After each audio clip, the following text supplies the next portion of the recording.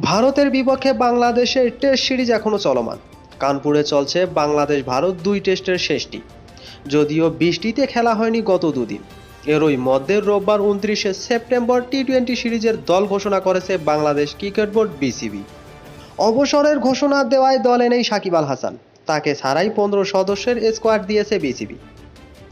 প্রায় ১৪ মাস পর টি-20 দলে জায়গা পেয়েছেন অলরাউন্ডার মেহেদী হাসান মিরাজ। ২০২৩-এর জুলাইয়ের পর আর এই সংস্করণে খেলেননি মিরাজ।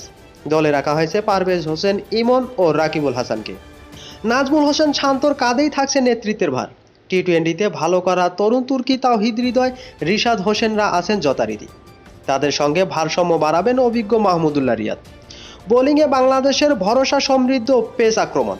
চোট কাটিয়ে দলে ফিরেছেন পেসার শরীফুল ইসলাম। সঙ্গে আছেন তাসকিন, সাকিব, মোস্তাফিজরা। সিরিজের প্রথম টি-20 অনুষ্ঠিত হবে আগামী ৬ অক্টোবর গোয়ালিয়রে।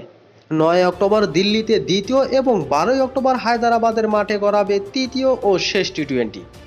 ভারতের বিপক্ষে বাংলাদেশের টাইগাররা কি চমক দেখাতে পারবে, সেটা অবশ্য দেখার অপেক্ষা।